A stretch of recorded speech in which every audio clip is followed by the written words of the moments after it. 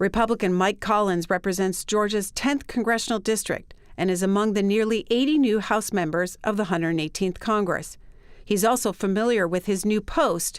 His father, Mac Collins, served 6 terms representing Georgia's 3rd district. He told C-SPAN about his conservative political views and what it was like being from a family of politicians.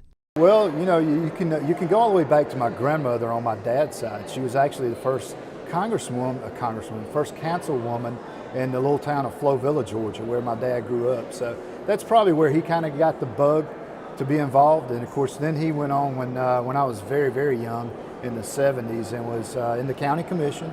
And then he served in the state Senate as a Republican in the minority there. And then he came to the U.S. House of Representatives in 93 and served till 05 in the U.S. House here. What do you remember from him serving here and as a little kid? What did it seem like to you as a little kid? I guess as a little kid, it was kind of normal. We spent a lot from the time I was out of diapers, because I know my dad wouldn't change diapers, till when he actually went to Congress, when I didn't see him that much, see him or my mother for 12 years. We actually only came up here 3 times in that 12 years.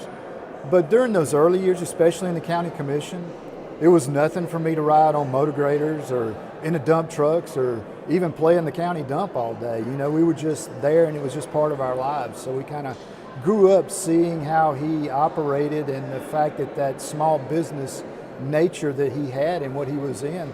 He took that in all phases and all facets of what he did in his political career.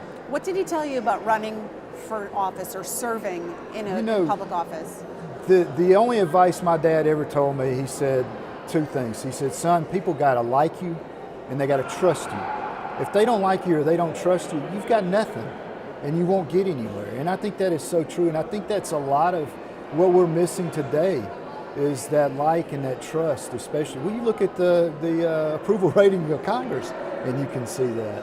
So we've got to get that back. When did you decide to run for office and why? Well, I actually had run for this seat almost 9 years ago and lost in the primary. And so, at that time I thought that was my purpose in life and where I was supposed to be at. We still had kids in college and one in high school. And, when this seat came back open 2 years ago, it was just perfect timing for us.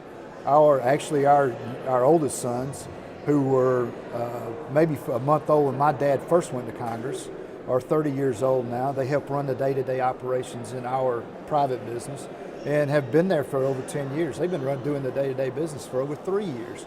Our daughter's 25, out of college, does her own thing with her business. So the opportunity, the timing was just perfect for us to go out there and serve. And so we took the shot, knew we could win it, and that's why we're here today. Describe your Republican viewpoint, your Republican perspective. I am very much a marketplace conservative Republican, a true Christian Republican. So my beliefs show socially pro-life are very Christian. I am a very pro-business. I've often said if we could just get the federal government off your back and out of your back pocket, that you can do anything you want. And we've seen that. We've been talking about earlier today, as a matter of fact, the REINS Act that's coming up. And how the bureaucrats in Washington don't really answer to anybody. And a lot of times, small businesses don't know what they're being regulated on until they get the violation. And it's just that mentality of overreach from a federal government that we just need to rein in a lot of this. You do that, you unleash the American entrepreneurial spirit in this country, and we'll go gangbusters again. We saw that 4 years ago, and we've got the opportunity to get back to that today. What do you think your dad would say to you now that you've won this congressional seat? He would say, don't chase the cameras, keep your head down, keep plowing, and just go out there and do the work for the people. If you enjoy what you do, and he always did, you could see it was an honor for him to serve, even though he was out of he was out of the House of Representatives in 2004, but he still helped people until the day he passed away, especially in the veterans. He had veterans that would call all the time, and it was just an honor, and it is an honor. If you don't think it's an honor to serve and to be in this, you're really here for the wrong reasons. And I think he would just make sure you keep that focus front, that your constituents are the most important thing to you here. They're the reason you're here. You do what's best for them, for the state, and for the country. You do that, you'll be all right. Have you decided how you'll balance your time here and back home? Oh, Nellie, that's been a tough one. You know, we're still trying to figure out where to put our head down at night. Where are you sleeping? Well, right now I'm staying in a hotel, you know, until we can figure out just exactly where we need to be and how close, because you know, a lot of that will depend on whether or not you have a vehicle or a car, you know, and I love to walk, I exercise, I love to be at the gym 3 days a week. I've been doing that for 16 years. So it's just balancing all of that out and getting a schedule. I guess, you know, owning my own business and doing 30 years of that, you've kind of got into a routine and a schedule. And of course, this is all brand new. And until we get that schedule down, until we see how it actually operates, we'll look like a chicken running around with our head cut off. Are you surprised at the schedule here?